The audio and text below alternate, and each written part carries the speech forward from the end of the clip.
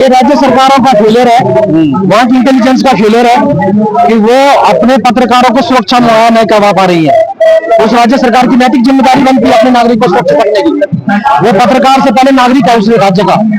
तो ये केंद्र सरकार संज्ञान लेने, गृह मंत्रालय को संज्ञान लेना चाहिए और भारत की इंटेलिजेंस को उसमें संज्ञान लेना चाहिए और तत्काल कार्रवाई होनी चाहिए और उस पत्रकार के परिवार को सुदृढ़ करने का, उसको ठीक ठाक करने की जिम्मेदारी भारत सरकार और उस राज्य सरकार को लेनी चाहिए। जब पत्रकार अपने न्यूज कवरेज के लिए क्षेत्र में जाते हैं, कोई ऐसा खबर कि शासन प्रशासन को नागवार गुजरती हो या जनप्रतिनिधि को नागवार गुजरती हो या माफियाओं को नागवार गुजरती हो, उस दंश को पत्रकार की हत्या कराई जाती है। पत्रकारिता का माहौल बदला है, परिवेश बदला है। समाचार संकलन के दौरान उन्हें कई तरह की परेशानियां आ रही हैं, तो वो अब हम लोगों ने यह सोचा कई कठिनाइयां आई है, तो हम अपने अपने राज्य सरकार से मांग करने के पश्चात हम केंद्र सरकार कि पत्रकार के ऊपर हमला करना और उसे शोषण करना, गद्दा दबाना और उसे झूठे मुकदमे में दर्ज करके उसे मार देना, ये बहुत बड़ा घटना है।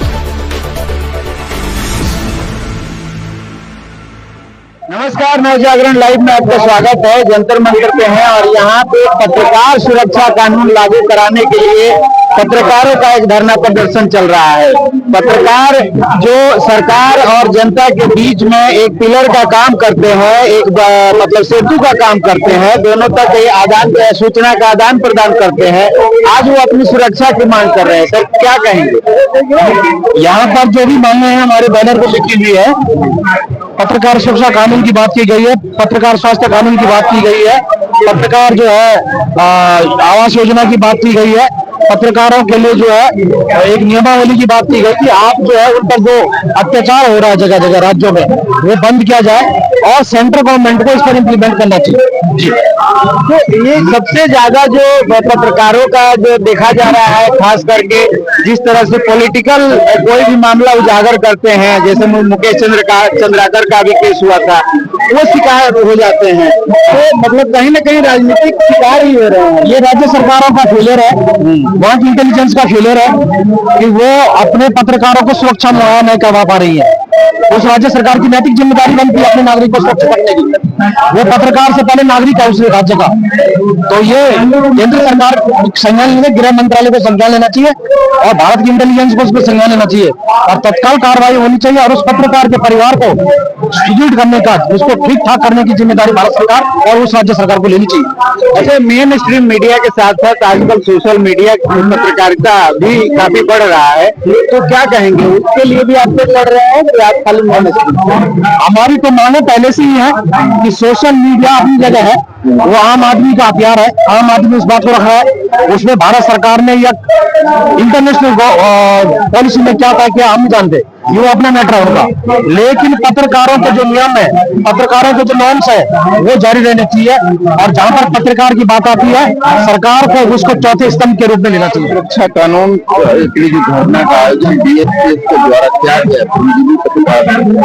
एक तरह से ये जब पत्रकार अपने न्यूज कवरेज के लिए क्षेत्र में जाते हैं, कोई ऐसा खबर कि शासन प्रशासन को नागवार गुजरती हो या जनप्रतिनिधि को नागवार गुजरती हो या माफियाओं को नागवार गुजरती हो, उस दंश को पत्रकार की हत्या कराई जाती है, पत्रकार के ऊपर मुकदमे दर्ज कराई जाती है।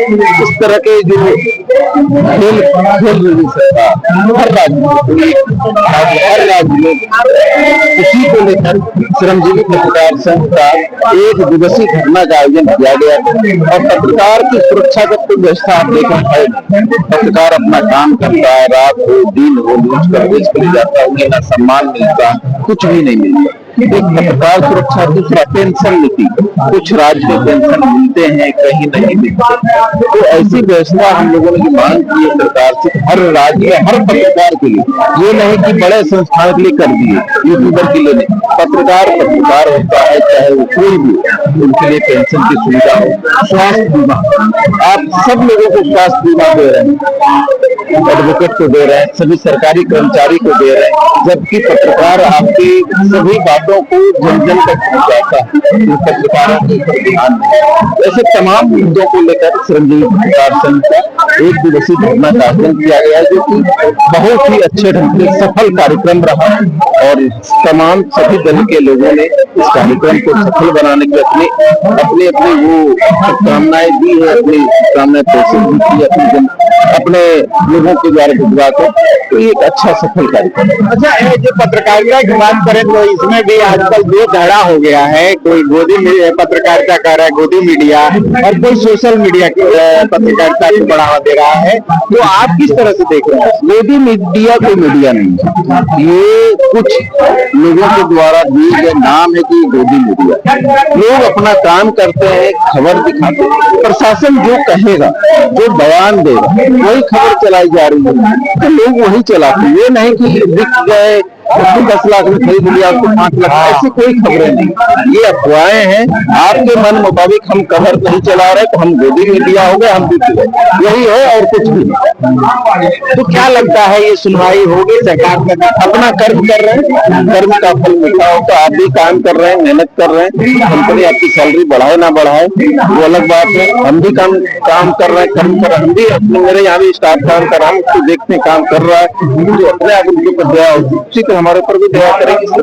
आपके संग मेरा केलांचल टाइम्स एक अखबार है, दैनिक अखबार है, जो बिहार झारखंड में संचालित है, और हमारा एक डिजिटल प्लेटफॉर्म भी केलांचल टाइम्स के ही नाम से हम लोग बिहार झारखंड में। भारतीय संघीय पत्रकार संघ है, इसकी पहली इकाई झारखंड जर्नलिस्ट एसोसिएशन, यानी कि झारखंड से ये इकाई गठन हुआ था, और ये बढ़ते हुए अभी देश के 26 राज्यों में फैल चुका है, जिसकी भारतीय संघीय पत्रकार संघ, और अलग अलग राज्यों के जो है वो इकाई है, और वो जुड़े हुए हैं। आज जब ये पत्रकारिता का माहौल बदला है, परिवेश बदला है, समाचार संकलन के दौरान उन्हें कई तरह की परेशानियां आ रही हैं, तो वो अब हम लोगों ने यह सोचा कई कठिनाइयां आई हैं, तो हम अपने अपने राज्य सरकार से मांग करने के पश्चात हम केंद्र सरकार की ओर इसके पर हम लोग मुखातिब हुए हैं।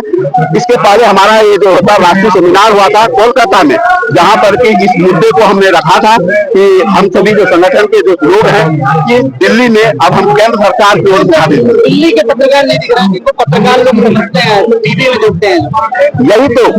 यही सबसे बड़ी बात है कि आज के समय में आप देखें कि अगर किसी भी बड़े पत्रकार को किसी तरह की परेशानियां हुई है, तो संगठन हमारा ये BSPS लड़ा उनके कल्याण के लिए, उन्हें समस्या समाधान के लिए। जहां तक मैं व्यक्तिगत रूप से समझ रहा हूँ कि बड़े बैनर के लोग जो है वह अपने आप को बड़ा बैनर मानते हैं, और उनको लगता है कि कहीं न कहीं मुझे इनकी आवश्यकता नहीं है। लेकिन मैं इन आप लोगों चैनल के माध्यम से सबों को आकृष्ट करना चाहूंगा। आज के दिनों में NDTV के पत्रकार की जब हत्या हुई, तो उनके बैनर के लोगों ने उन्हें किसी तरह की कोई सुविधा मिला, उनके लिए कोई लड़ाई नहीं लड़ी। हाँ, वो कहते हैं उनकी लड़ाई लड़ी, और उसके लिए DSP ने लड़ाई लड़ी। अगर वो यह कहते हैं, मैं अखबार का भी मैं नाम लेना चाहता हूँ कि हिंदुस्तान आज के समय में बहुत बड़ा अखबार बैनर माना जाता है, लेकिन उसके पत्रकार के भी जब परेशानियां आई थी, उनकी मृत्यु हुई थी, तो लड़ाई झारखंड जर्नलिस्ट एसोसिएशन ने लड़ा, और उनकी पत्नी को जो पत्नी थी उन्हें नौकरी सरकार ने दी। इसके लिए धन्यवाद सरकार को, आर्थिक सुविधा मुहैया कराई, इसके लिए भी सरकार को धन्यवाद, झारखंड सरकार को। तो ऐसे कई समस्याएं हैं, लेकिन लोग तो समझते हैं कि पत्रकार तो मिला हुआ है सरकार से। ये देखिए, अगर यह बात करते हैं तो पत्रकार मिला हुआ है, तो अभी के समय में मैं इस बात को गुरेज नहीं करता, क्योंकि मैं बहुत जगह जगह पर हर स्तर पर मैं क्या हूँ देखा हूँ, कई लोग, कई पत्रकार ऐसा सोचते हैं कि अगर हम सरकार से नहीं, सरकार के जो विंग है, जो नेता है, जनप्रतिनिधि है, उनसे मिल करके अपना व्यक्तिगत स्वार्थ साध लूंगा, मुझे विज्ञापन मिल जाएंगे। कुछ लोग ऐसे हैं जो इस गलत ट्रैक पर चलते, पत्रकारिता का ये ट्रैक नहीं मानता। मैं ऐसे लोगों को, ऐसे पत्रकारों को कहना चाहूंगा अनुरोध पूर्वक कि आप सचेत हो जाइए। आने वाले समय में ऐसे जो कि पार्टी बदलने से गुजर नहीं करते, अपने को तुरंत अपना जो विचार है उसको बदलने नहीं गुरेज करते, तो आपको कितना सहयोग करेंगे? सरकार दबा रही पत्रकारों को या पत्रकार दबा रहे हैं? नहीं, तो सरकार पत्रकारों को कदापि नहीं दबा सकती, ये सरकार कभी नहीं दबा सकती। पत्रकार जो है वो पत्रकार है, उसकी लेखनी में दम है, और अब अगर किसी को दबाना चाहेगी तो उसके लिए BSPS झारखंड जर्नलिस्ट एसोसिएशन तैयार है लड़ने के लिए। कभी दबने नहीं देंगे। क्या कहेंगे आप, एक कैमरा जर्नलिस्ट है लग रहा है? नहीं, मैं फोटोग्राफर भी हूँ, फिल्मी इंडस्ट्री में मैं काम भी करता हूँ, मैं मीडिया हूँ। आप मीडिया है जी, लेकिन मीडिया क्या आप जाने जाते हैं बाहर फ्रंट में या पीछे ही रहते हैं आप? मैं फ्रंट में रहता हूँ और मैं कैमरा के नजर में रहता हूँ। मैं झारखंड हजारीबाग जिला से हूँ और मैं नन मैचिंग से पत्रकारिता के दुनिया में हूँ। क्या फोर्थ पिलर का जो काम हो रहा है ना, वो मैं काम कर रहा हूँ, लेकिन कहीं न कहीं मीडिया को भी ये सरकार सूचन कर रही है। खतरे में है पत्रकारिता? पत्रकार को खतरे में है। टीवी में चेहरा दिखते हैं और लोग समझते हैं पत्रकार हैं, उनको गोदी मीडिया भी कह देते हैं लोग। मोदी मीडिया नहीं, देखिए पत्रकार हमेशा सच्चाई को पर्दाफाश करने के लिए जाना जाता है और पत्रकार अपना बेखूबी से काम करते हैं। पत्रकार अपना जो काम होता है ना फोर्थ पिलर का, जो बखूबी से काम कर रहे हैं, कह रहे हैं उनके ऊपर FIR भी हो जा रहे हैं, मौत भी दिए जा रहे हैं। जी, ये तो बहुत दुर्भाग्य है कि पत्रकार के ऊपर हमला करना और उसे शोषण करना, गत्ता दबाना और उसे झूठे मुकदमे में दर्ज करके उसे मार देना, ये बहुत बड़ा घटना है। किस तरीके की चीज है कि पत्रकार ही आज जो है जनता की आवाज उठा देते हैं और आप पत्रकार अपने लिए लड़ रहे हैं? पत्रकार तो जनता के लिए आवाज उठा रहे हैं, लेकिन पत्रकार तो जनता के लिए हमेशा तत्पर रहते हैं, या कॉर्पोरेट हो या लीडर हो या फिर पुअर हो या रिच हो, सभी के लिए पत्रकार होते हैं, सेम होते हैं। लेकिन आज जस्ट उल्टा हो रहा है, पत्रकार जनता के लिए। आपके साथ कुछ ऐसा हुआ है जहाँ पे लगा हो कि कोई फोर्स पुलिस आपको कुछ कर रखी हो? मुझे तो वर्दी वाला तो कुछ कर नहीं पाता है, लेकिन कुछ गुंडा माफिया है ना, वो मुझे बहुत दबाया। किस तरीके गुंडा माफिया? मतलब सरकार गुंडा में जैसे में कुछ ऐसे हैं जो अश्विन इंडिया से भी काम करते हैं, संचालक है, वो प्रसारण करे, वो अश्विन इंडिया को चला रहे। अगर मैं कुछ बोल रहा हूँ, अगर कुछ पर्दाफाश करता हूँ, कुछ मैं सोशल मीडिया में खोल के लिख देता हूँ, किसी को बैनर नहीं लिख रहा हूँ, तो समझ आता है कि मुझे ये चटनी लग रही है, मुझे मिर्ची लग रही है, तो ऐसे तो लोग मुझे टारगेट बना लेता है। तो मैं वो पत्रकार हूँ ना, धमकी मिली है? बहुत बार धमकी मिला है, लेकिन मैं धमकी से डरता नहीं है। मैं तो वो पत्रकार हूँ ना, मुझे गोली भी डाल दिया जाए ना तो मुझे कोई परवाह नहीं। मैं राष्ट्रभक्त के लिए हूँ, मैं देश में सुख चिंता हूँ। लोग कहते हैं कि धार्मिक एजेंडा चलाने लग जाते हैं, कहते हैं मैं हिंदू पत्रकार हूँ, मैं मुस्लिम पत्रकार, इस तरीके की बातें आ जाती हैं। ये मेंटली सोच गलत है, मेंटली रॉन्ग। ये जो सोचता है ना, वो समझे वो एजुकेटेड नहीं है, वो नॉन एजुकेटेड है, वो जनता को भ्रमण करता है, वो पॉलिटिशियन से जुड़ा तो वही ऐसा बोलता है, समझे।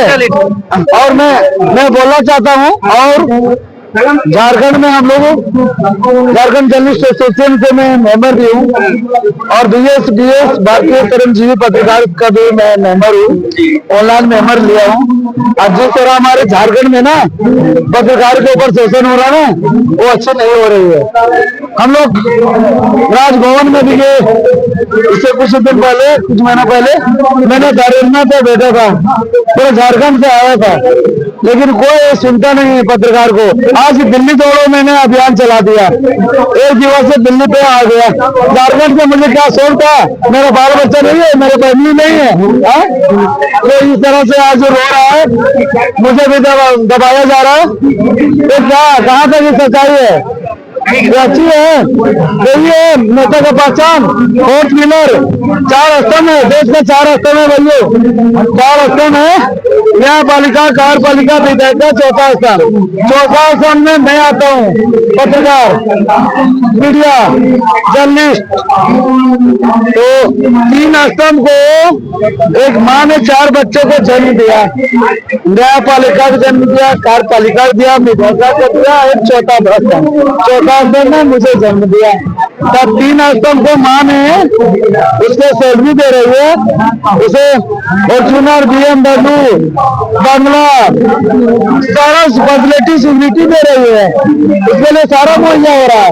और चौथा जो बेटा है फोर्थ पिलर, वो बेटा काम भी उसे दिन रात करवाया जा रहा है, उसके बिना कुछ काम ही नहीं होता है, और वो आज भूखे प्यासे मर रहा है, शोषण हो रहा है, शोषण होता है, तो ये कहाँ से खुशी है भाई।